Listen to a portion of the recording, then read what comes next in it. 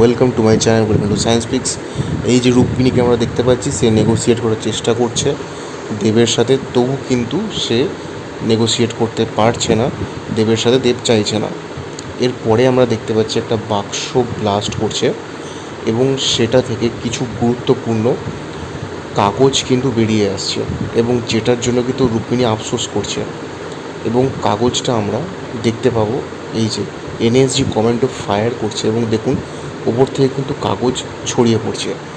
আবার যদি দেখি, একটা বাক্স ব্লাস্ট করছে, ধোঁয়াটা ওপরে ছড়িয়ে পড়ছে এবং এর সাথে সাথে রুক্মিণী কিন্তু প্রচণ্ড হাহুতাশ করছে, অর্থাৎ সেটা গুরুত্বপূর্ণ কোনো কাগজ ছিল। এনএসজি কমান্ডো শ্যুট করছে এবং কাগজ ছড়িয়ে পড়ছে, সুতরাং হতে পারে এটা ভীষণ গুরুত্বপূর্ণ কোনো কাগজ। এবার আমরা দেখতে পাচ্ছি এনএসজি কমান্ডো ঢুকে পড়ছে এবং তারা আস্তে আস্তে কিন্তু এখানে ঢোকা শুরু করছে এবং দেব একভাবে ওই মেয়েটাকে পাহারা দিচ্ছে যাকে সে হস্টেজ বানাচ্ছে। এবং এই যে একটু খুটখাট কোনো আওয়াজ হলে সে কিন্তু বন্দুক তুলে উদ্যত হচ্ছে শ্যুট করবার জন্য, সেটাও কিন্তু আমরা এখানে দেখতে পাচ্ছি ভালো মতো। তো এরপরে যদি আমরা দেখি যে এই যে এটা আমরা ট্রেলারে দেখতে পেয়েছিলাম, কাঁচের দেওয়াল ভেদ করে ঢুকছে, এবারে আমরা দেখতে পাচ্ছি সিঁড়ি দিয়েও কিন্তু এনএসজি কমান্ডো ঢুকছে, সুতরাং কিন্তু বেশ টান টান উত্তেজনা জারি রয়েছে এখন। এই যে বিভিন্ন দিক থেকে কিন্তু এনএসজি কমান্ডো ঢুকে পড়বে এবং আমরা স্বস্তিকাকে দেখতে পাচ্ছি, তিনি কারোর সাথে মিট করছে এবং তিনি অসহায় হয়ে রয়েছে। হয়তো যার সাথে মিট করছে তাকে সুপারি দেবে দেবের ছেলেকে ধরে আনবার জন্য, যাকে সে হস্টেজ নেয়। এই যে এনএসজি কমান্ডো কিন্তু আস্তে আস্তে ঢুকছে, আমরা দেখতে পাচ্ছি তারা আস্তে আস্তে কিন্তু দরজা দিয়ে ঢুকছে, প্রায় 5-6 জন মতো রয়েছে এবং একে একে ঢুকছে এবং তাদের আওয়াজে বা অন্য কোনো আওয়াজে দেব সন্তর্পণ হয়ে যাচ্ছে এবং বন্দুকটা চাগাচ্ছে, কারণ তাকেও কিন্তু একভাবে বেঁচে থাকতে হচ্ছে ওই মেয়েটাকে পাহারা দেওয়ার জন্য, নিজের দাবি কিন্তু মেটাবার জন্য। সুতরাং সে একা কিন্তু নিজের কাঁধে পুরো হস্টেজটা প্ল্যান করছে। তো এই যে আমরা দেখতে পাচ্ছি যে বিভিন্ন এনএসজি কমান্ডো কিন্তু আস্তে আস্তে করে ঢুকছে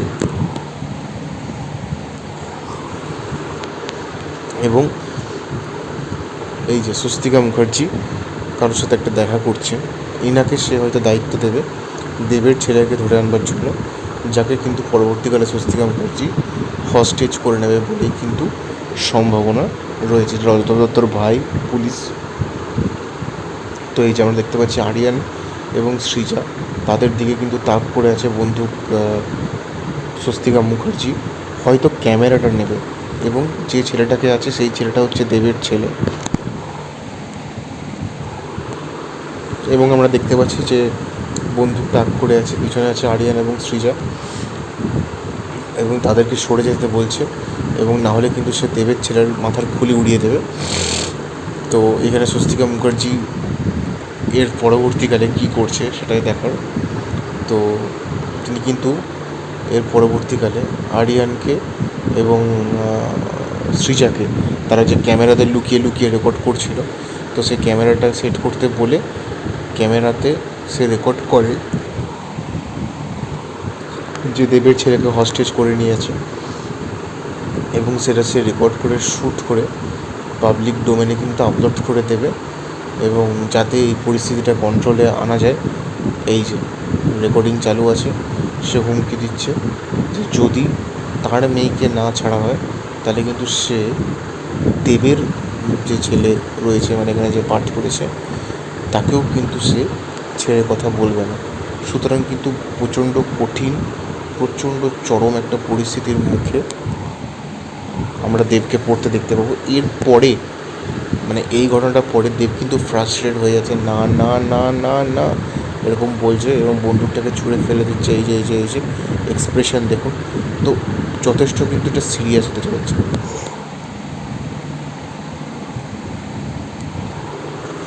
তো আবার যদি আমরা দেখি, এই যে স্বস্তিকা মুখার্জি বন্দুক তাক করে আছে এবং আরিয়ান এবং সৃজার দিকে বন্দুক তাক করেছে, পুলিশরাও আটকানোর চেষ্টা করছে এবং তিনি পরবর্তীকালে কী করেন সেটাই দেখার মতো বিষয়। এবং তিনি কিন্তু সবাইকে সরতে বলছেন, যে সবাই যেন সবার রাস্তা থেকে সরে যায়, কারণ তার মাথায় বড় প্ল্যান রয়েছে। এই যে সবাইকে সরতে বলে সে কিন্তু দেবের ছেলের মাথায় বন্দুকটা তাক করেছে এবং এরপরে তিনি কী করবেন সেটাই দেখার মতো বিষয়। তো আরিয়ান আর সৃজা লুকিয়ে লুকিয়ে যে রেকর্ড করছিল ক্যামেরাতে, সেটা কিন্তু তিনি দেখেছেন। তো তিনি এবার দেবের ছেলের মুখটাকে চিপে রেখে তাদের কাছ থেকে কিন্তু ক্যামেরাটা চেয়ে নেয় এবং ক্যামেরাতে তার কিছু জবানবন্দি বা তার কিছু বক্তব্য দেবের ছেলেকে সামনে রেখে সেগুলো রেকর্ড করে শ্যুট করে পাবলিক ডোমেইনে আপলোড করে দেবে। এই যে সে কিন্তু বন্দুকের নলটা দেবের ছেলের কানের কাছে কিন্তু চেপে রয়েছে এবং সেখানে তার যেটা জবানবন্দি বা তার যেটা বক্তব্য সে সেইটা তখন রেকর্ড করে রাখছে এবং পরবর্তীকালে সে সেটা পাবলিক ডোমেইনে আনবে এবং হুলুস্থুলু পড়ে যাবে। কারণ এরকম কিন্তু কখনো হয়নি যে হস্টেজ করেছে আবার তারই ছেলেকে হস্টেজ করে নিচ্ছে এবং দেব বলবে না না না না না না। সুতরাং সে কিন্তু প্রচণ্ড ফ্রাস্ট্রেটেড হয়ে রয়েছে দেব, আমরা দেখতেই পাচ্ছি এখানে। এবং এরপরে কী হয় সেটা দেখার। তো এখানে আমরা দেখতে পাচ্ছি নীল মিডিয়া স্পোক্স পারসন। তো সে ব্যস্ত আছে কারণ মিডিয়া কিন্তু প্রচণ্ড ক্ষোভে প্রচণ্ড রোষে রয়েছে। ওটার হাসি দেখেই বোঝা যাচ্ছে সে ভিলেন, একদম শিওর শট ভিলেন। এখানে আর কিছু বলার নেই। তো ইনি কোথায় আছে, উদ্দেশ্য কী? তো আমার যতটুকু মনে হচ্ছে ইনাকে দেখে, ইনি কিন্তু সেই সেম ব্যক্তি যে সেম ব্যক্তিকে স্বস্তিকা মুখার্জি পাঠাবে দেবের যে ছেলে রয়েছে তাকে কিডন্যাপ করে নিয়ে আসার জন্য যাকে পাঠাবে, সেটা হচ্ছে সেম, একদম সেম। সেরকম এর মুখটাও দেখা যায় না এবং এর ভয়েস কাট বা কিছু আন্দাজও করা যায় না দেখে। তো একেই দিয়ে কিন্তু দেবের ছেলেকে কিডন্যাপ করা হবে বলে আপাত দৃষ্টিতে কিন্তু মনে হচ্ছে। এবার দেখা যাক কী হয়। তো এরপরে আমরা দেখতে পাচ্ছি যে এনএসজি কমান্ডো কিন্তু এই রশ্মিটা বা এই দড়িটা ধরে ধীরে ধীরে ঢোকার চেষ্টা করছে বিল্ডিংয়ে এবং আমরা একসাথে প্রায় 4-5টা এনএসজি কমান্ডোকে কিন্তু দেখতে পাচ্ছি ইনভেশন করতে বা আক্রমণ করতে এবং তারা প্রচণ্ড সাবধানে কাজটা করছে।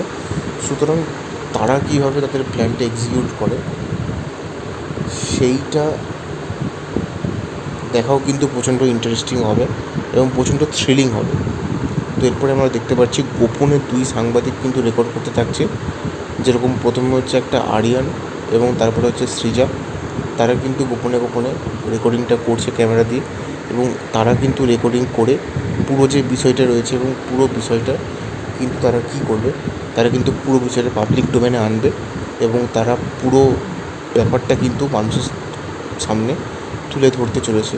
সুতরাং এদের রোলটা যথেষ্ট বেশি গুরুত্বপূর্ণ।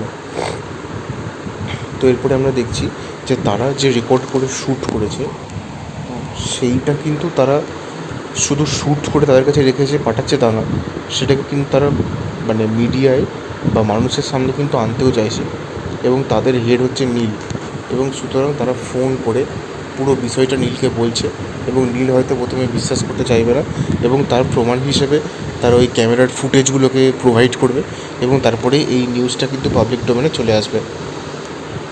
তো এই যে আমরা এখানে দেখতে পাচ্ছি পুলিশও হুমকি দিচ্ছে রেকর্ডিং না করার এবং এখানে পুলিশও পুরো বিষয়টাকে কন্ট্রোল করতে পারছে না, কারণ পুরো কন্ট্রোলটা প্রাইমারি কন্ট্রোলটা রয়েছে দেবের হাতে, সেকেন্ডারি কন্ট্রোলটা পুলিশের হাতে। পুলিশ অন্য লোককে কন্ট্রোল করছে, কিন্তু আলটিমেট কন্ট্রোলটা যেহেতু দেবের হাতে রয়েছে তাই জন্য পুলিশ ভায়া হয়ে কিন্তু কিছু বলতে পারছে না এখানে, তাই পুলিশ হাসাচ্ছেও কিন্তু ফিসফিসিয়ে। তো এরপরে আমরা দেখতে পাচ্ছি রুক্মিণী লাথি মারছে আরিয়ানকে রেকর্ডিং করার জন্য। তো এটা দেখতে ইন্টারেস্ট আসবে বা এটা দেখতে কৌতূহল আসবে যে কী এমন হলো যে যার জন্য রুক্মিণীকে লাথি মারতে হচ্ছে। তো এই জিনিসটা কিন্তু দেখার জন্য ইন্টারেস্ট থাকবে যে রুক্মিণীকে লাথি কেন মারতে হচ্ছে, এতটা পরিস্থিতি জটিল হয়ে গেছে যে বাইরে ফুটেজ লিক করা হবে না, দেখা যাক। তো পরাণ বন্দ্যোপাধ্যায় যেরকম চরিত্রে রয়েছে সেটা একটা নেতার চরিত্র, এইটুকু একদম শিওর শট বলা যায়। এটুকু নিয়ে কোনো ভাবনা চিন্তা কোনো দ্বিমত নেই এবং সে দেবের চাকরিটা খেয়ে নিয়েছে, এটা হচ্ছে সিম্পল ব্যাপার। এবং এটা একদম সত্যি যে নেতা যারা হয় তারা কিন্তু চাকরি দেওয়ার প্রতিশ্রুতি দেয়, কারণ নেতা তো সমাজসেবক। এখন ঘুষ খায়, উল্টে চাকরি দেয় না। তো সেরকম একটা দাগি ভিলেন চরিত্রে পরাণকে দেখা যাবে। তো এরপরে থিওরি ওয়ানে চলে আসবো। প্রথমে থিওরি ওয়ান পড়া যাক। তো দেব একজন সাফাই কর্মী, তাকে অনেক দারিদ্র সহ্য করতে হয়েছে। তার সাথে অন্যায় করেছিল স্বস্তিকা মুখার্জি। যোগ্যতা থাকা সত্ত্বেও দেবকে চাকরি না দিয়ে, তাই দেব যাতে এরকম অন্যায় আর কারোর সাথে না করে সেই জন্য কিছু লোক জোগাড় করে, যে লোকরাও কিন্তু স্বস্তিকার দুর্নীতির কোপে পড়েছে। এই অ্যাঙ্গেলটা হয়তো এখানে উঠে আসবে না, কারণ আমরা টিজার লেভেলের 5টা থিওরি বানিয়েছিলাম এবং ট্রেইলার ড্রপ করবার পরে আমরা আরও 5টা থিওরি বানিয়েছি। এবং এখানে কিন্তু মানে প্রাইমারিলি দেখা যাচ্ছে দেবকেই কিন্তু নিজের কাঁধে পুরো হস্টেজটাকে এক্সিকিউশন করতে, এবং তার সাথে কোনো সাগরেদ বা কোনো সহকর্মী নেই। চারপাশে পুলিশ আছে যারা দেবকে বোঝানোর চেষ্টা করছে যাতে সে এটা না করে, এবং সাদা পোশাকের পুলিশ আমরা এখানে দেখতে পাচ্ছি। এবং উল্টো দিকে রুক্মিণীর চরিত্র আছে, যেও কিন্তু দেবকে কনভিন্স করার চেষ্টা করছে যে যাতে সে এরকম কাজটা না করে, এবং এভাবে কথাবার্তার মাধ্যমে পরিস্থিতিটা সিচুয়েশানটা সে নিজের কন্ট্রোলে, রুক্মিণীর চরিত্রটা কিন্তু কথাবার্তার মাধ্যমে, দেবের চরিত্রের সাথে কথাবার্তার মাধ্যমে পরিস্থিতিটা নিজের কন্ট্রোলে আনবার প্রচুর চেষ্টা করছে, এটা আমরা দেখতে পাচ্ছি।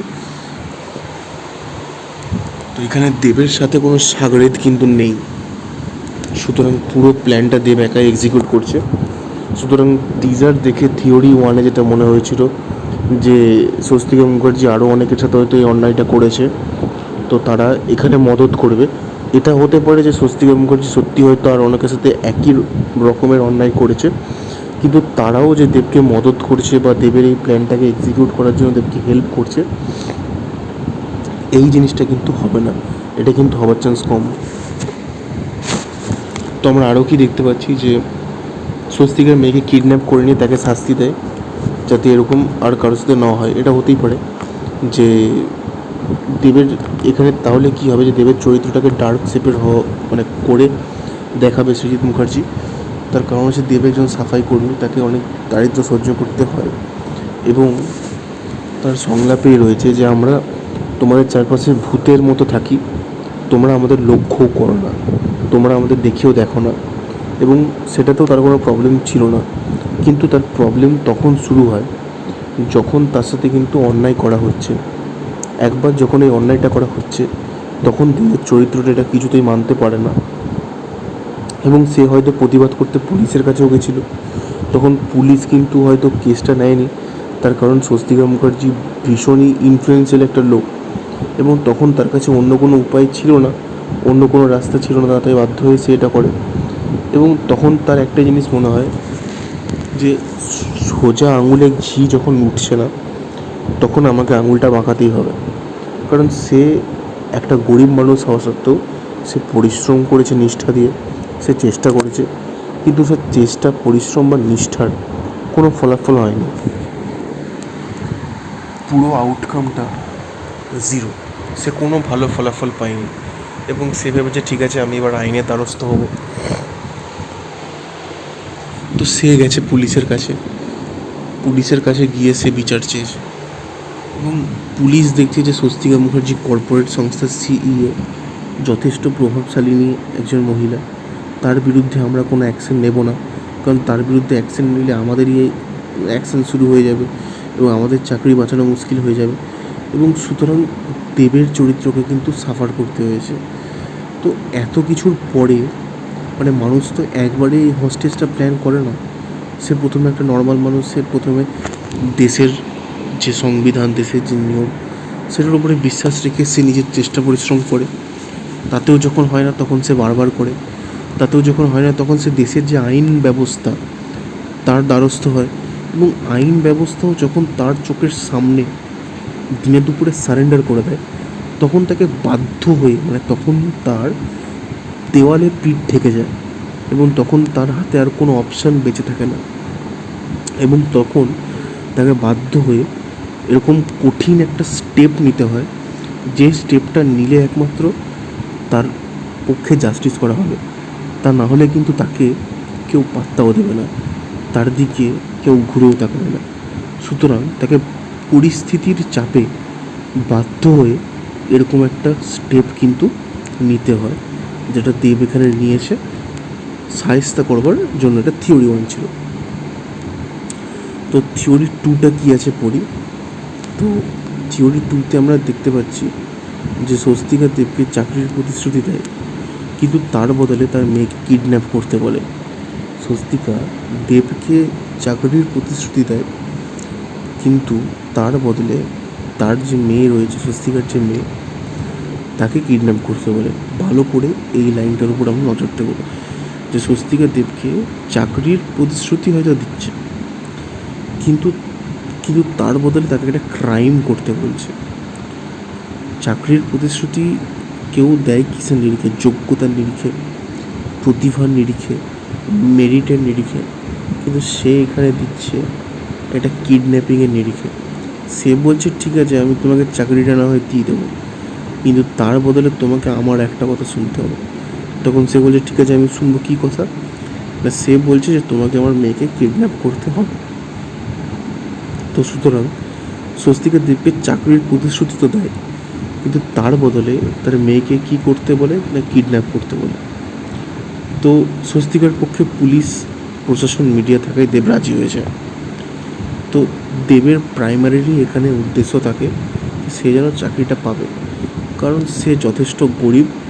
সে তার বাড়ির হয়তো একমাত্র আর্নিং পারসন, এবং সে যদি রোজগার করে না আনতে পারে তাহলে হয়তো তার পরিবারের যে বাকি সদস্যরা তারা দুমুঠো অন্ন খেতে না পেয়ে মারা যাবে।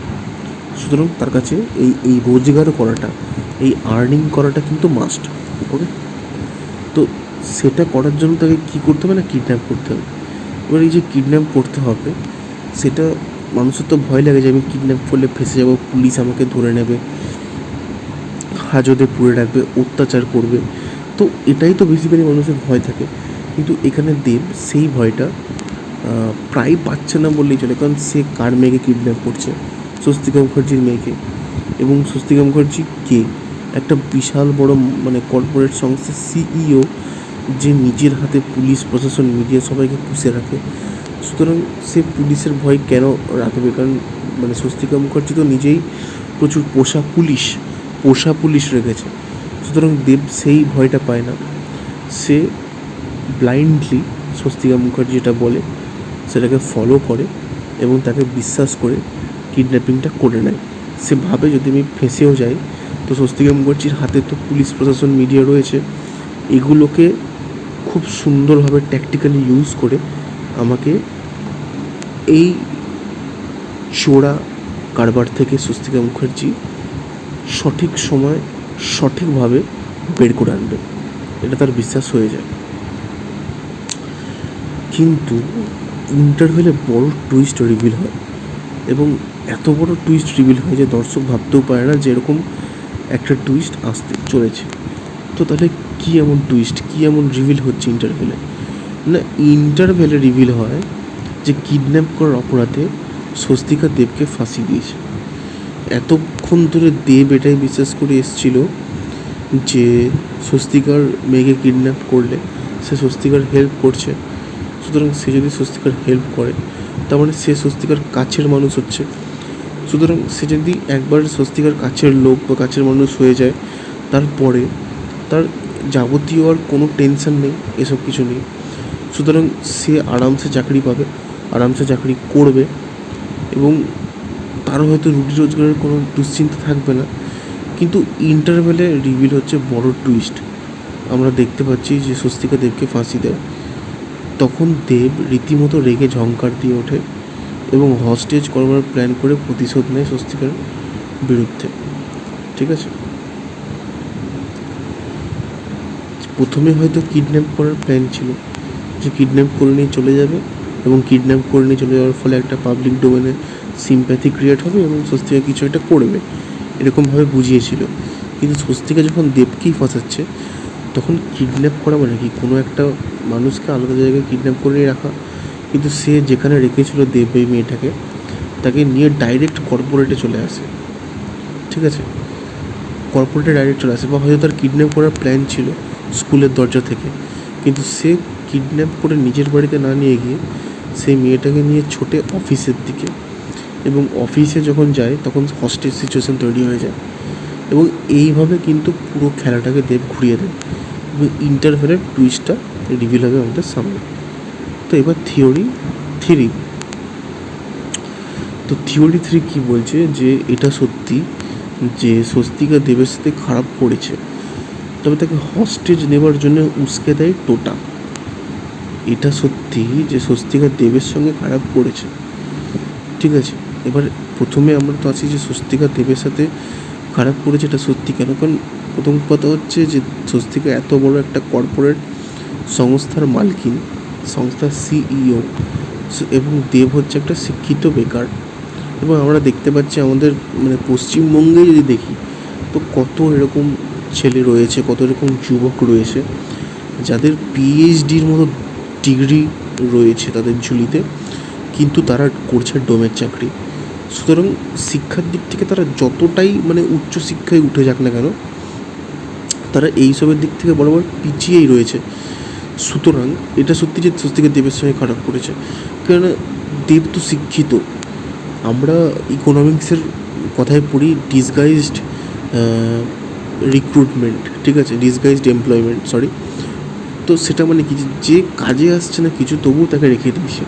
আপনি ঘুষ দিয়ে ডোনেশন দিয়ে যাকে কাজে ঢোকাবেন সে তো কাজ জানে না, সুতরাং তাকে কাজে রেখে তো দেশের উন্নতি হচ্ছে না। উল্টে যে মানুষটা যোগ্য সে যদি কাজে ঢোকে সে নতুন কিছু অ্যাড করতে পারবে, তার প্রতিভাটাকে কাজে লাগিয়ে আমরা নতুন এমন জিনিস পাবো যেটা এর আগে কখনোই পাইনি। সুতরাং সেটার দিক থেকে তো খারাপ করছে, মানে আমরা তো একদিক থেকে বঞ্চিত হচ্ছি, তার সাথে সাথে যে মানুষটা কাজটা পাচ্ছে না সেই মানুষটা একার ক্ষতি হচ্ছে না, সেই মানুষটা হয়তো তার পরিবারের একমাত্র আর্নিং পার্সন। সুতরাং তার এই যে কাজ না পাওয়া, তার এই যে কাজের অভাব, তার জন্য ক্ষতিগ্রস্ত হচ্ছে তার গোটা পরিবার, যেটা কিন্তু আরও বেশি ভয়ানক। তো তাকে হস্টেজ নেওয়ার জন্য উস্কে দিচ্ছে টোটা, ঠিক আছে। কেন? কারণ টোটা আর স্বস্তিকার মেয়ে, ঠিক আছে, কারণ মেয়েটা হচ্ছে টোটা আর স্বস্তিকার মেয়ে। এবার স্বস্তিকা ধর টোটা এটা তো আমরা দেখতে পাচ্ছি না, এটা আমরা আন্দাজ করে নিচ্ছি, ঠিক আছে। তো এবার এটা আন্দাজ করে এটা বাড়াবাড়ি হয়ে যাচ্ছে, একটু বিলিভেবল কম লাগছে।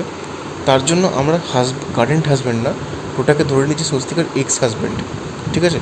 প্রচুর সম্পত্তি, মোটা অ্যামাউন্টের টাকা আর আইনের মারপ্যাচে জড়িয়ে মেয়েটার কাস্টাডি নিয়ে নেয় স্বস্তিকা। কারণ স্বস্তিকা অলরেডি একটা কর্পোরেট সংস্থার সিইও, একটা এত বড় মাল্টি ন্যাশনাল কর্পোরেট সংস্থার মালকিন, তার হাতে অলরেডি পুলিশ প্রশাসন মিডিয়া রয়েছে, এবং এগুলো তো ক্ষমতা এবং টাকা যে প্রচুর রয়েছে সেটা তো তার গেট আপ দেখে আমরা টিজারে এবং ট্রেলারে ভালো মতো বুঝতে পেরে গেছি। তার যেরকম গেট আপ, সে যেরকম পোশাক পরছে, তার যেরকম অরা, এবং পেপারে আমরা পড়েছিলাম সে হচ্ছে একটা বড় মাল্টি ন্যাশনাল কর্পোরেট অর্গানাইজেশন, সেটার সিইও, এমনি সেমনি পদ নয়, সিইও।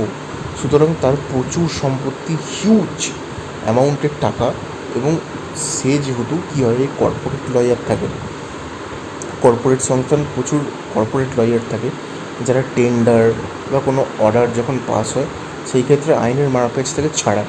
তো সুতরাং তাদের হাতে অলরেডি প্রচুর লয়ার পোষা থাকে, তাদের প্রচুর ফিক্সড ডিপোজিট থাকে, এবং তাদের প্রচুর সম্পত্তি থাকে, মানে রিয়েল এস্টেট থাকে, ঠিক আছে। তো সেগুলোকে কাজে লাগিয়ে মানে একটা মা সে তার সন্তানকে পেতে চাইছে, সুতরাং সে তো চাইবে যে সে অল আউট যাবে, মানে তার যতটা সামর্থ্য সে যতটাই না পারে ততটা গিয়ে সে তার সন্তানের কাস্টাডিটা নেবে। এবং এখানে অ্যাপারেন্টলি আমরা দেখতে পাবো হয়তো যে স্বস্তিকা ভিলেন, এবং স্বস্তিকা নিজের ক্ষমতাকে বাজেভাবে কাজে লাগিয়েছে এবং নিজের মেয়ের কাস্টাডি নিয়েছে, হয়তো এইভাবে বিল্ড আপটা দেখতে পাবো। কিন্তু এটা কিন্তু ঠিক হবে না, মানে এটাই কিন্তু আসল গল্পের আত্মাটা বা সোলটা হবে না। পরবর্তীকালে সৃজিত মুখার্জির সৃজিতীয় মোচড় বা টুইস্ট থাকবেই, এবং সেইখানে রিভিল হবে যে টোটা ভালো বাবা ছিল না, তাই তার হাতে তুলে দেয়নি। এবং এই ক্ষেত্রে যে টোটাকে আমরা এখন মানে ধোয়া তুলসী পাতা ভাবছিলাম, তার চরিত্রটার মধ্যেও গ্রিয়েসেট চলে এলো, এবং যে স্বস্তিকাকে আমরা শুধু ভিলেন ভিলেন ভিলেন ভাবছিলাম তার মধ্যেও কিন্তু একটা সোল চলে এলো বা একটা পারপাস চলে এলো। সুতরাং তার চরিত্রটার কিন্তু একটা রক্ত মাংস রয়েছে, সে এমনি এমনি কিছু করছে না। সুতরাং তারও কিন্তু ওঠা নামা একটা ক্যারেক্টার আর্ক রয়েছে, এবং যাচ্ছে তাই অপমান করেছে টোটাকে, তাই রাগে ঘৃণায় সে প্রতিশোধ নেয়। সুতরাং এস্টাবলিশ হয়ে গেল।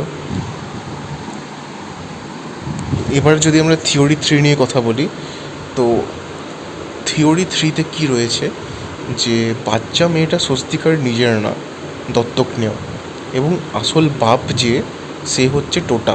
ঠিক আছে, বাচ্চা মেয়েটা স্বস্তিকার নিজের না, দত্তক নেওয়া, এবং আসল বাপ হলো টোটা। পুরো হস্টেজটা যখন দেব করছে, মিডিয়ার লোক হিসেবে আরিয়ান ও সৃজা পুরো বিষয়টা কভারেজ করে প্রকাশ্যে আনে। তো বাচ্চা মেয়েটা স্বস্তিকার নিজের না, দত্তক নেওয়া। থিওরি 3তে আমরা দেখতে পেলাম যে বাচ্চাটা স্বস্তিকার নিজের। ঠিক আছে, তো একজন বাচ্চা যদি কারোর নিজের হয়, তাহলে সেক্ষেত্রেও তার যতটা তার প্রতি মায়া, তার মমতা আছে, তার যদি বহুদিন ধরে বাচ্চা না হয়, একটা তো সেই অভাবের জায়গা থেকে তারপরে সে যখন অ্যাডপ্ট করে বা দত্তক নিয়ে বাচ্চা আনে, সেক্ষেত্রেও কিন্তু তার ইমোশনটা একই থাকে। ঠিক আছে, সে চাই বাচ্চাটা যেন তাকে নিজের ভাবে, সে নিজের দিক থেকে পুরো মায়া মমতা ঢেলেই দেয়, কারণ তার ওই জায়গাটা এতদিন ধরে এমটি রয়েছে, পুরোপুরি খালি রয়েছে। সুতরাং সে তার যত মায়া, যত মমতা, যত স্নেহ এবং যত মমত্ব বোধ, তত কিন্তু সেই নিষ্পাপ শিশুটার উপর দিয়ে ঢেলে দেয়। সুতরাং বাচ্চা মেয়েটা স্বস্তিকার নিজের না, দত্তক নেওয়া, এটা যে আমি বললাম, এটাতে ইমোশনাল লেভেলে কিন্তু কোনো পরিবর্তন এলো না। নিজের মেয়ে হলেও তাকে যতটা ভালোবাসতো, দত্তক নেওয়া মেয়ে হলেও তাকে ততটাই ভালোবাসতো। এবার আসল বাপ হচ্ছে টোটা। এই ক্ষেত্রে কিন্তু ডাইনামিক্স চেঞ্জ হয়ে গেল।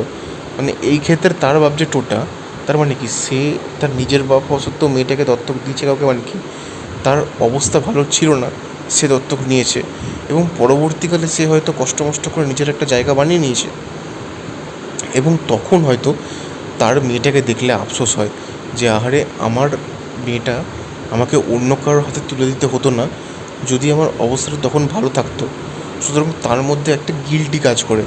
সুতরাং তার চরিত্র কিন্তু একটা শেড পেয়ে গেল এখানে।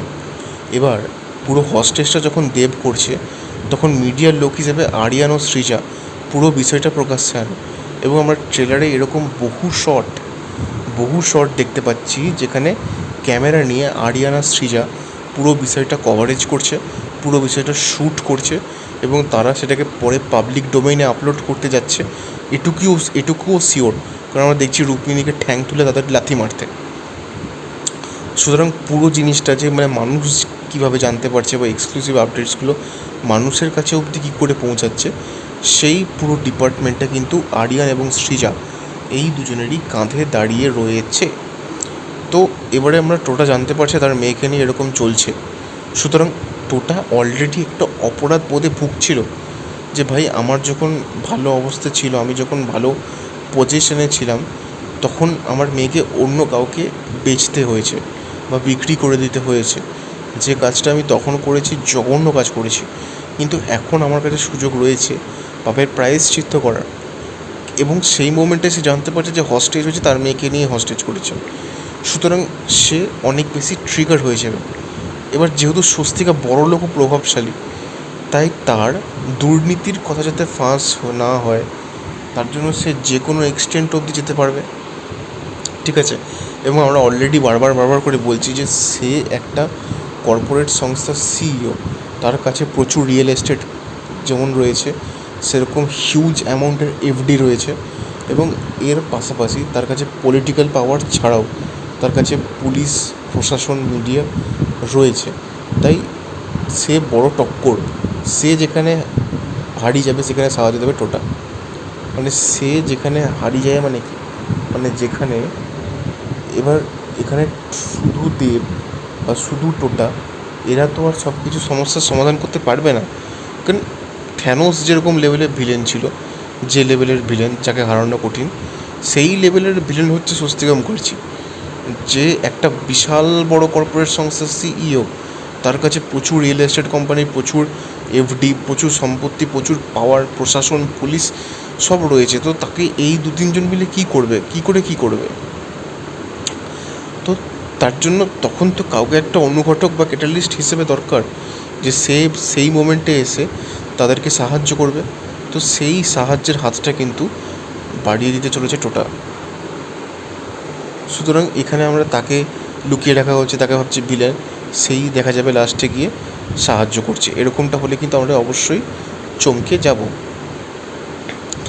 তো এই থিওরিটা আমার যথেষ্ট বেশি ইন্টারেস্টিং লেগেছে, কারণ আমরা দেবের সিনেমাতে, দেবের পাগলুতে আমরা অলরেডি টোটাকে ভিলেন হিসেবে দেখেছি, এবং সে যে ভিলেন, এর যদি সে ভিলেন হয়, এর নতুন করে বলার কিছু নেই, ঠিক আছে, সে নতুন কিছু অ্যাড করতে পারবে না। কিন্তু তার চরিত্রটা না যদি ভিলেন না হয়, তার চরিত্রটা যদি একটা ভালো চরিত্র হয়, এবং এই যে সে দত্তক, মানে তার মেয়েকে বেচতে হয়েছে, অন্য কেউ দত্তক নিয়েছে, যখন সেটা করেছে তখন সে গরিব ছিল, এখন সে নিজেকে প্রতিষ্ঠিত করেছে, এই যে একটা গিল্টি, এই গিল্টিটা তার মধ্যে যদি ফুটে ওঠে, এটা কিন্তু একটা অন্যরকম ইমোশন হবে, মানে ইমোশনের ছাঁচটাই পুরো বদলে যাবে, এবং তার প্রতি কিন্তু মানুষ রিলেট করবে, তার প্রতি কিন্তু মানুষ কানেক্ট করবে। এবং আমরা এর আগে দেখতে পেয়েছিলাম পরমব্রতকে এরকম রোল করতে। পরমব্রত ভিলেন করে না, সুতরাং তার কাছে সেটা সচরাচর ছিল, কিন্তু টোটাল ভিলেন না হলেই মানুষ বেশি টুইস্টেড হবে। তো এরপরে হচ্ছে থিওরি 5। তো থিওরি 5-এ আমরা প্রথমে পড়ে নিই কী লেখা আছে, যে দেব, রুক্মিণী আর স্বস্তিকা মিলে পুরো বিষয়টা সেট আপ করেছে টোটার জন্য। টোটা ও স্বস্তিকার বিয়ের পরে সবেমাত্র মেয়ে হয়েছে, তখন অসহায় স্বস্তিকাকে বাড়ি থেকে অপমান করে বের করে দেয় টোটা।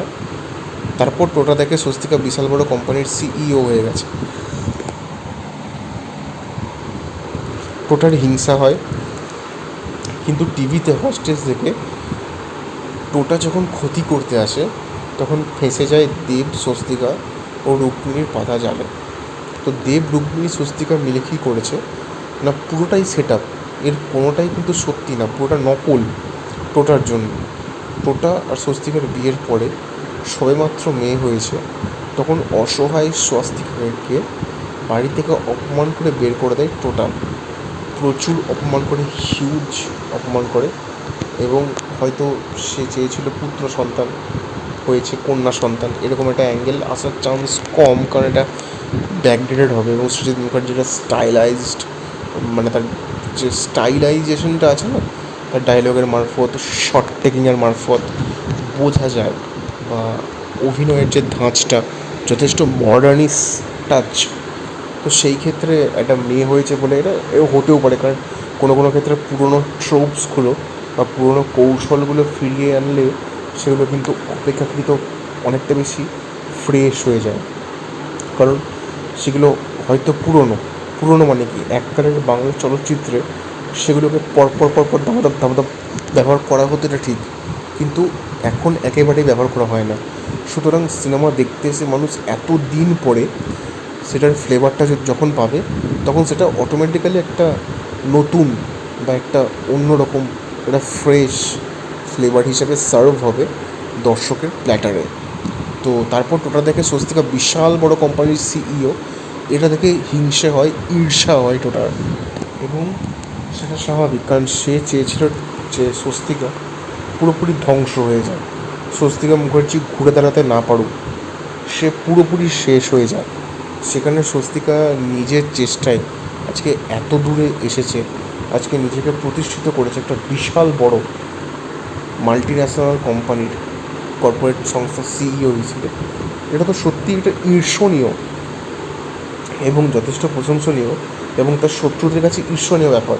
সুতরাং ঈর্ষা হবেই, এবং টিভিতে হস্টেজ দেখে টোটা হয়তো আরও ক্ষতি করতে আসে, এবং সেভাবে যে ভাই আমি যদি ক্ষতি করতে চাই স্বস্তিকাকে, এবং দেখুন এখানে প্রথমে তো স্বস্তিকাকে ক্ষতি করা সম্ভব ছিল না, কারণ স্বস্তিকা এত বড় প্রতিষ্ঠিত একটা কোম্পানির সিইও, তার কাছে প্রচুর রিয়েল এস্টেট রয়েছে, প্রচুর এফডি রয়েছে, এবং তার হাতে পুলিশ রয়েছে, পার্টি পলিটিক্স রয়েছে, প্রশাসন রয়েছে। সুতরাং এই পিক পজিশানে তাকে টোটা কী করে ক্ষতি করবে?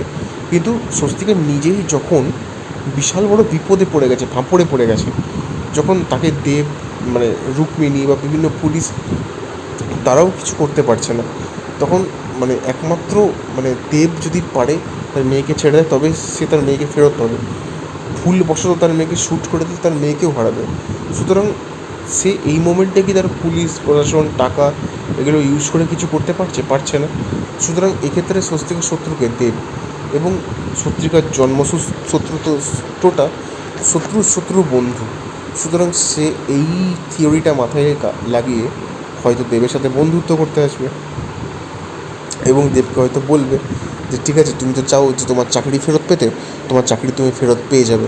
তুমি এই স্বস্তিকার কাছ থেকে এতটা সম্পত্তি চাও, বা তুমি স্বস্তিকার কাছ থেকে এই লোকেশনটা চাও, বা তুমি স্বস্তিকাকে এই কথাটা বলাও। সুতরাং এইটা যদি বলাও তাহলে আমি তোমাকে হেল্প করে দেবো, বা আমি তোমার সঙ্গে থাকবো। এবং টোটাল কথা দেব রাজি হয়ে যাবে, এবং এর ফলে দেবের নিজের ডিমান্ডটাও পূরণ হবে।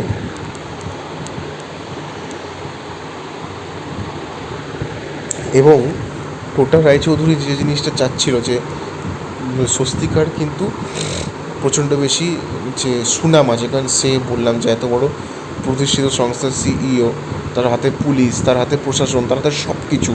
সুতরাং এই পিক পজিশনে তো সে ক্ষতি করতে পারেনি। সুতরাং এরকম একটা ক্রাইসিস সিচুয়েশন যদি সে ক্ষতি করতে পারে, তাহলে একটা বিশাল বড় রিভেঞ্জ নেওয়া হয়ে যাবে। তো এখানে আমরা দেখতে পাচ্ছি থিওরি 6। তো থিওরি 6 কী বলছে, যে দেব স্বস্তিকার মেয়েকে বন্দুকের নলের সামনে রেখে হস্টেজ করে নেয় পুরো কল্পনার অফিসকে। ঠিক আছে, এটা তো আমরা টিজারে দেখতে পেয়েছিলাম, যে টিজারের হাইলাইট ছিল যে দেব কিন্তু বন্দুকের নলে রেখে সে স্বস্তিকার মেয়েকে নিশানায় রেখে স্বস্তিকার যে প্রতিষ্ঠিত মাল্টিন্যাশনাল কোম্পানির সিইও, সেই কোম্পানিটাকে সে কিন্তু কী করে, সেই পুরো বিল্ডিংটাকে সে হস্টেজ করে নেয়।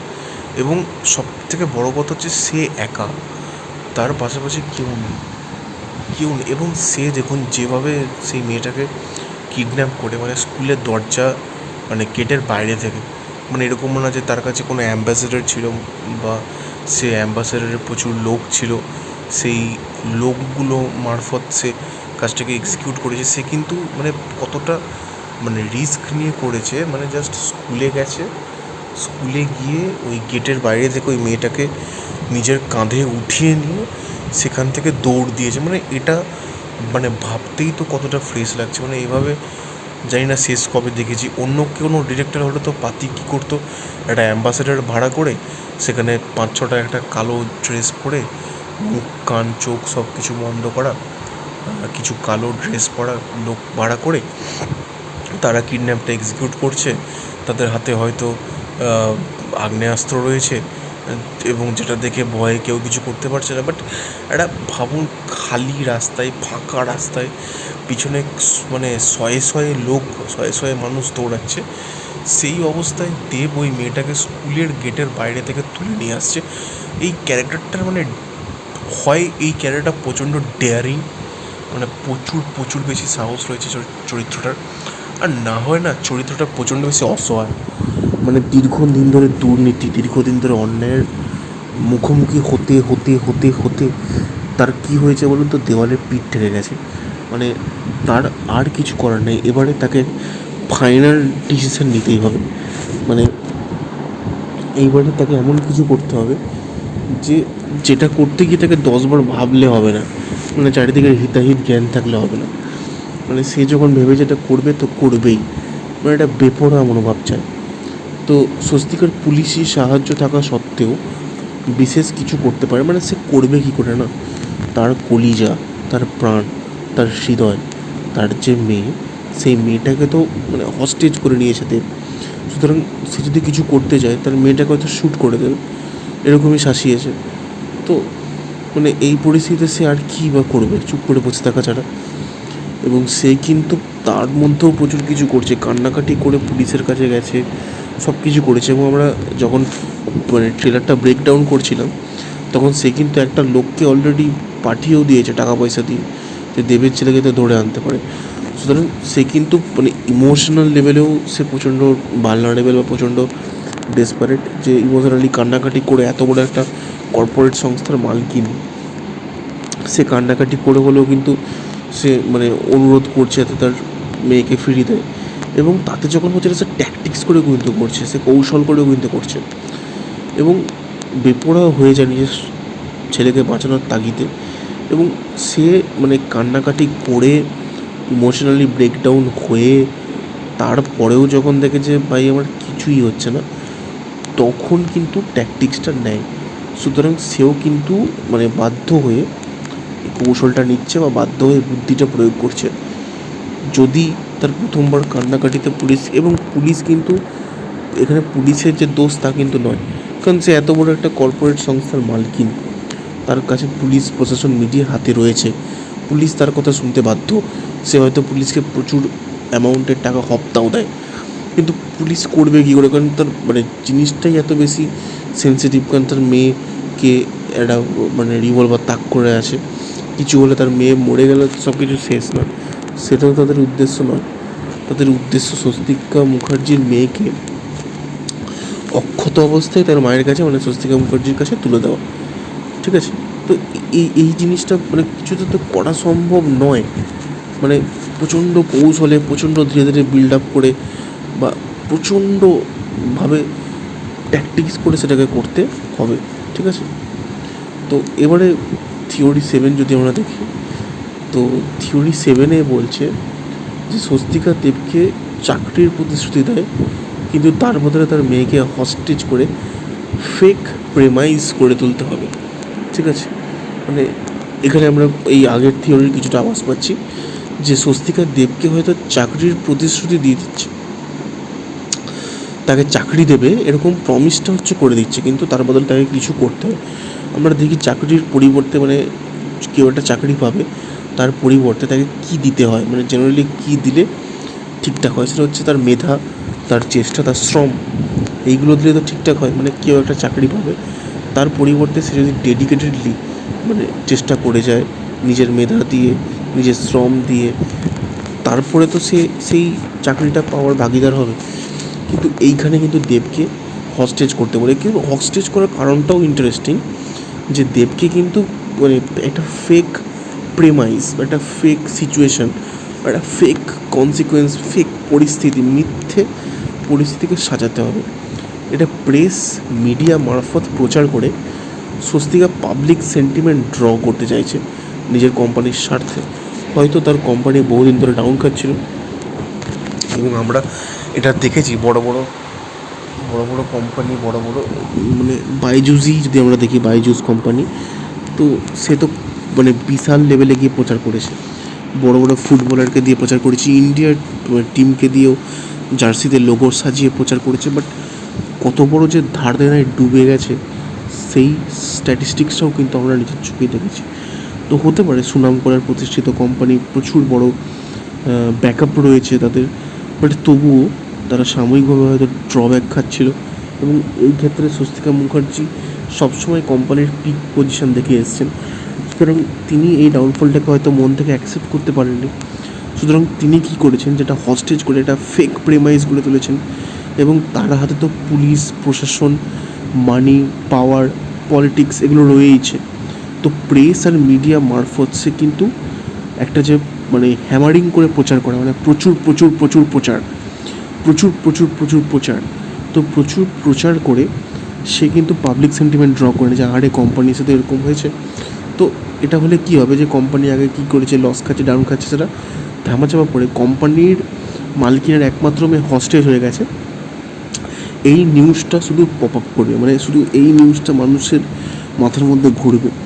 কিন্তু কী হয় যে এইটা মানে স্বস্তিকা মুখার্জির একটা পুরো মজবুত একটা প্ল্যান থাকে যে আমি এরকম করবো, এবং কোম্পানি যখন আবার নিজের পিক ফর্মে, পিক পজিশনে চলে আসবে, তখন দেবকে কোম্পানি তারা চাকরি দিয়ে দেবো। সে এত বড় একটা কর্পোরেট সংস্থার মালকিন, তার একটা চাকরি দিতে কী বা যায় আসে।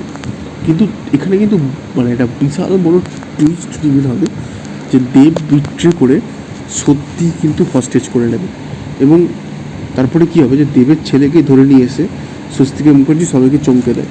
তাই দেব কাউকে বলতেও পারে না যেটা স্বস্তিকা মুখার্জির কথাতে বলেছে, কারণ ছেলের প্রাণ সংশয় হয়ে যাবে।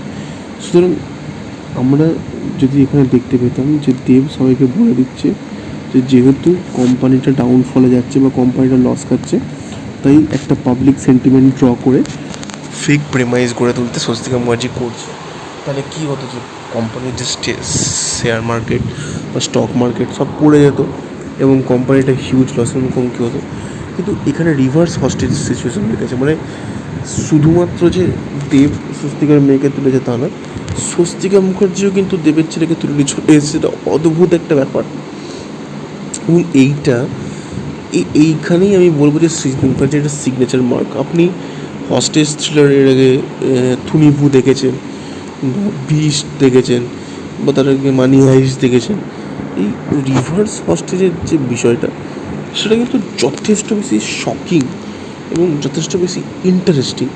কারণ এরকমটা হতে পারে এটা কেউ আন্দাজ করবে না। মানে সবাই ভাববে যে হ্যাঁ হয়তো হস্টেজ করলে এরপরে আর কী বা হবে, সেই তো একভাবেই চলবে।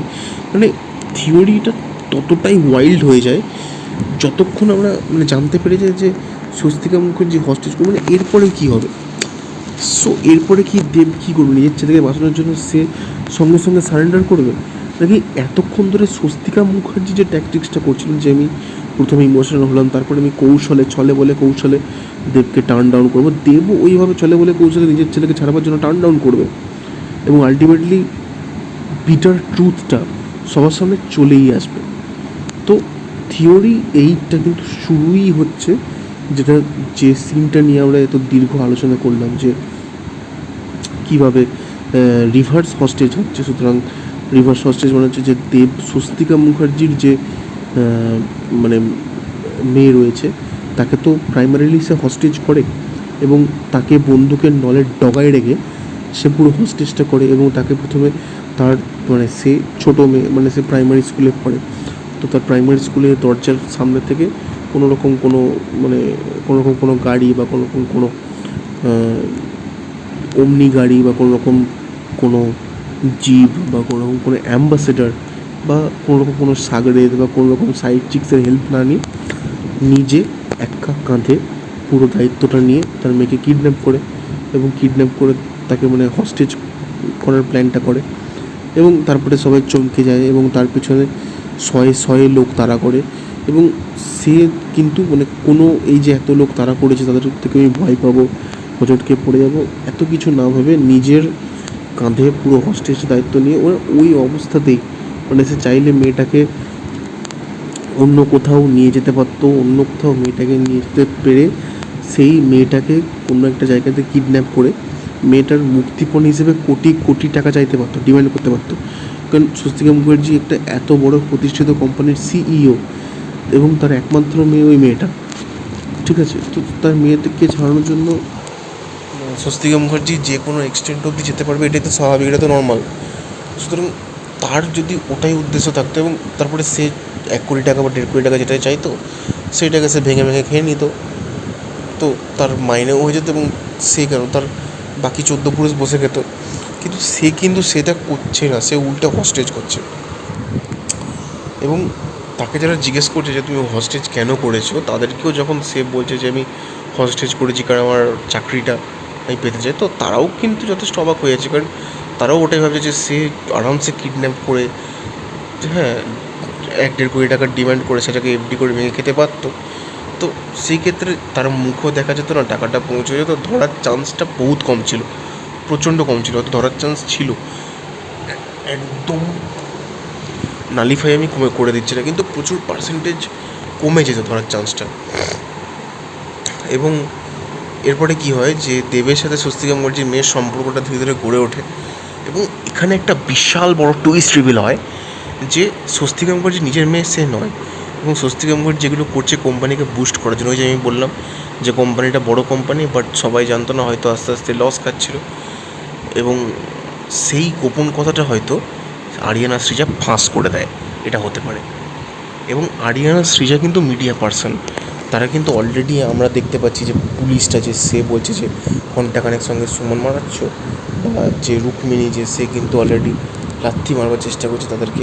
তো আরিয়ানা সৃজা কিন্তু মানে ডেসপারেট, মানে পুলিশ যতই বারণ করুক বা রুক্মিণী যতই তাদের লাথি মারতে আসুক বা মানে স্বস্তিকা তাদের ক্যামেরা নিয়ে ওই রিভার্স হস্টেজটা শ্যুট করে আপলোড করুক, মানে তারা কিন্তু মানে আমরা দেখছি ফোনেও কিন্তু নীলকে জানাচ্ছে যে এরকম এরকম হচ্ছে। সুতরাং স্বস্তিকা মুখার্জি যে একটা ফেক প্রেমাইজ গড়ে তোলার চেষ্টা করছে, এবং এখন যেহেতু স্বস্তিকা মুখার্জির অবস্থাটা শোচনীয়, সে কিন্তু পাওয়ার চলে যাবে তার, কারণ তার মেয়ে এভাবে হস্টেজ হয়ে আছে, সে চিন্তিত। এখন যদি তারা এই নিউজটা ব্রেক করতে পারে, পাবলিক কিন্তু লুফে নেবে। তো তারা হয়তো এই নিউজটা পাবলিকের সামনে এনে স্বস্তিকা মুখার্জির আসল রূপটা বেরিয়ে পড়বে, এটা কিন্তু হওয়ার চান্স আছে। তো এর পরে আমরা হয়তো দেখতে পেতে পারি যে স্বস্তিকা মুখার্জি তাদেরকে এটা করতে দিল না, কিন্তু তারা এটা কিন্তু করতেই পারে। এবং এটা করলে কি হবে, যে এটা করলে স্বস্তিকা মুখার্জির ইমেজটা খারাপ হবে, যেটা অলরেডি খারাপ। এতদিনের টাকা দিয়ে লোক পুষে রেখে ফেক একটা প্রেমাইজ গড়ে তুলে সে হয়তো মানুষকে বোকা বানাচ্ছিল, সত্যিটা সামনে আনা তো রিপোর্টারের কাজ। এবং তারাও হয়তো রিপোর্টাররাও বাধ্য হয়ে ফেক নিউজ ছাপতে বাধ্য হতো। কিন্তু আমরা এখানে দেখতে পাচ্ছি যে তারা কিন্তু কেউ পোড় খাওয়া নয়, মানে আরিয়ান আর সৃজা এরা কিন্তু কেউ পোড় খাওয়া বুড়ো সাংবাদিক নয়, এরা কিন্তু হচ্ছে কম বয়সী সাংবাদিক। এদের মধ্যে কিন্তু রক্তটা হচ্ছে টাটকা রক্ত, মানে এরা কিন্তু ওই টাকা খেয়ে আমরা সাংবাদিকতা করব, ঠিক আছে, মানে যেটা সত্যি নয় সেটাকেও সত্যি বলে চালিয়ে দেবো, তারা কিন্তু নয়, তারা কিন্তু সত্যের খোঁজে সাংবাদিকতা করতে এসেছে। সুতরাং তাদের কাছে কিন্তু এসব জোর জুলুম চলবে না। এবারে আমরা আছি থিওরি 9। তো থিওরি 9 কী বলছে, যে দেবের ছেলে আসলে নয়, মানে দেবের যে ছেলে আর কি আমরা এখানে দেখতে পাচ্ছি, সে অ্যাকচুয়ালিতে দেবের ছেলে নয়, ঠিক আছে, মানে এবার সে হয়তো অন্য কেউ, তাকে ফেকভাবে দেবের ছেলে হিসেবে স্টেজ করা হচ্ছে। এবং এমনকি মেয়েটাকেও মানে যাকে দেখতে পাচ্ছি, তো সেই মেয়েটাও কিন্তু স্বস্তিকার নিজের নয়, মানে যেটা মেন সিচুয়েশান, যেটার ওপরে সব কিছু দাঁড়িয়ে আছে, তো সেই ছেলে বা মেয়ে কোনোটাই কিন্তু দেব বা স্বস্তিকার নয়, ঠিক আছে। তারা পুরোটাই নকলভাবে, মিথ্যেভাবে পুরোটা সাজিয়েছে, এবং এই পুরোটাই একটা সেট আপ, ঠিক আছে। এবং এই পুরো জিনিসটাই হচ্ছে একটা সেট আপ, এবং এই পুরো সেট আপটা তাহলে করেছে কে না, করেছে হচ্ছে দেব, স্বস্তিকা মুখার্জি এটা করেছে, ঠিক আছে। এবং স্বস্তিকা মুখার্জির হাতে আমরা জানি যে তার হাতে মানে পুলিশ থেকে শুরু করে, তার হাতে প্রশাসন থেকে শুরু করে, তার হাতে মিডিয়া, তার হাতে সবটাই রয়েছে। তো তো এখানে সে যখন মানে দেবের সাথে চলে আসছে অন বোর্ড, তো সেখানে দেবের যে চাকরি নেই, তার যে বেকারত্ব, তার যে কষ্ট, সেটাও আমরা মিডিয়া মারফত কোনো রকমের কাটছাট না করে, কোনো রকমের আপোষ না করে পাবলিকের মধ্যে ছড়াতে দেখতে পাবো। এবং তার সাথে সাথে আমরা আরও কিছু মানুষের পোল খুলতে দেখতে পাবো, যাদের আমরা অলরেডি ট্রেলারের ঝলক দেখে বুঝে গেছি যে তারা ভিলেন, ঠিক আছে। তো যে মানুষদের আমরা দেখে বুঝে গেছি যে তারা ভিলেন, তো সেই মানুষগুলো কারা কারা না, তারা হচ্ছে টোটা, পরাণ বন্দ্যোপাধ্যায় এবং নীল, ঠিক আছে। তো এই তিনজনকে দেখতে পাচ্ছি। এবার এই তিনজনকে কোনো জেনারেল অডিয়েন্স দেখে যদি বুঝতে না পারে যে না এরা কেন ভিলেন, ঠিক বুঝতে পারলাম না এরা কেন ভিলেন, তো সেই জন্য এই থিওরি 9-এর মধ্যে সেটাকে আমি এক্সপ্লেন করেও দিয়েছি যে কেন আমরা সেটাকে ভিলেন বলবো। তার কারণ হচ্ছে যে পরাণ বন্দ্যোপাধ্যায় নেতা, এবং আমরা এখন নেতাদের কী দেখি যে ঘুষ নিয়ে চাকরি দেয় তারা। তো সে নেতা, তো সে যদি ভিলেনিয়াস মিনিস্টার হয়, তো সে একটা নেতা যে হচ্ছে ভিলেন। এবং দেব এখানে মেন প্রোটাগনিস্ট, যে চাকরি পাচ্ছে না। সুতরাং আমরা 2-2 4 আরামসেই করতে পারছি যে সে হয়তো ঘুষ নিয়ে চাকরি দেয়, এবং তার ফলে দেবের মতো ক্যান্ডিডেট যারা মানে প্রকৃতপক্ষে যোগ্য ওই চাকরিটা অর্জন করবার বা ওই চাকরিটা পাবার, তারাই হয়তো ওই চাকরিটা থেকে একেবারে বঞ্চিত থেকে যায়। তো এইটা একটা বিশাল বড় কার্স, যে তারা মানে যারা যোগ্য, ঠিক আছে, যারা চাকরিটা পাওয়ার মতো যোগ্য মানুষ, তারাই কিন্তু চাকরিটা থেকে বঞ্চিত থেকে যাচ্ছে। তো এটাও কিন্তু বিশাল বড় একটা কারণ যে আমরা এখানে দেখতে পেতে চলেছি। এবং এখানে টোটা রায়চৌধুরী বিজনেসম্যান, এবং তারা হাসিটা দেখেও আমরা বুঝতে পারছি যে সে ভিলেন, এবং এটা নিয়ে কোনো সন্দেহ নেই। এবং তার এখানে গুরুত্বপূর্ণ ভূমিকা থাকবেই, এটুকুনি একদম শিওর। ঠিক আছে, সে বিশাল বড় ভূমিকা পালন করবে।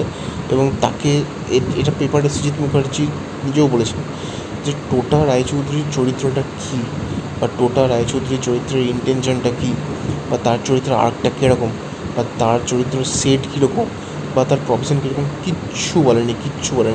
কারণ তাকে নিয়ে কিন্তু বিশাল বড় টুইস্ট আসতে চলেছে আমাদের সামনে, সেটুকু 100% কনফার্ম। এবং তার পোশাক আশাক দেখে আমরা বুঝতে পারছি যে সে বিজনেসম্যান, এবং একটা বিজনেসম্যানের যা হয় আর কি, প্রচুর প্রচুর পার্টির লোককে সে হাতে রাখে, দুর্নীতির আঁতুড় ঘর, এবং সবাইকে ফাঁসানোর তাগিদেই এই সেট আপ, ঠিক আছে। এবং দেখুন, মানে যাদেরকে ফাঁসাবে তারা প্রতিটা কিন্তু বড় বড় মানুষ, তাদের পজিশনগুলো দিয়ে দেখুন যে পরাণ বন্দ্যোপাধ্যায় নেতা, মানে এক তো হচ্ছে নেতা, তার পলিটিক্যাল পাওয়ার আছে, তার সাথে সে এত কাঁড়ি কাঁড়ি লোকের ঘুষ নিচ্ছে, চাকরি দিচ্ছে, তার কাছে প্রচুর টাকা আছে, ঠিক আছে, প্রচুর ব্ল্যাক মানি আছে। এবং নীল হচ্ছে মিডিয়ার লোক, এবং মিডিয়া কিন্তু প্রচুর মানে ঘুষ খেয়ে থাকে অনেক কিছু কথা লুকাবার জন্য, বা অনেক কথাকে সিক্রেট রাখবার জন্য। সুতরাং তার কাছেও এক তো ক্ষমতা রয়েছে, প্লাস টাকা রয়েছে। এবং এরপরে আমরা দেখতে পাচ্ছি টোটা রায়চৌধুরীর কাছে বিজনেসম্যান মানে তো কাঁচা টাকা, মার্কেটের সে টাকা খাটাচ্ছে, এবং তার কাছে কিন্তু প্রচুর পার্টির লোকও হাতে রাখছে, ঠিক আছে। সবার কাছে কিন্তু পাওয়ার আর মানি এই দুটো আছে।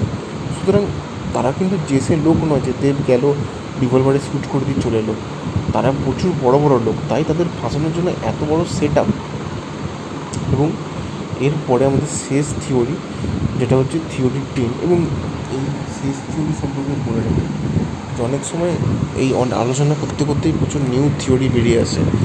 তো যদি থিওরি 10-এর পরেও আর কোনো থিওরি মনে পড়ে, সেক্ষেত্রে কিন্তু আরও 5টা থিওরি দিয়ে থিওরি 15 আমরা করতে পারি। বাট তার আগে তোমরা জানো যে এই থিওরি 10 অবধি কেমন লাগলো, তবেই কিন্তু আমরা আরও 5টা থিওরি এর সাথে অ্যাড করবো। তার আগে কিন্তু আমরা ভরসা পাচ্ছি না, কারণ অলরেডি ভিডিওটা কিন্তু 1 ঘন্টার হতে চলেছে।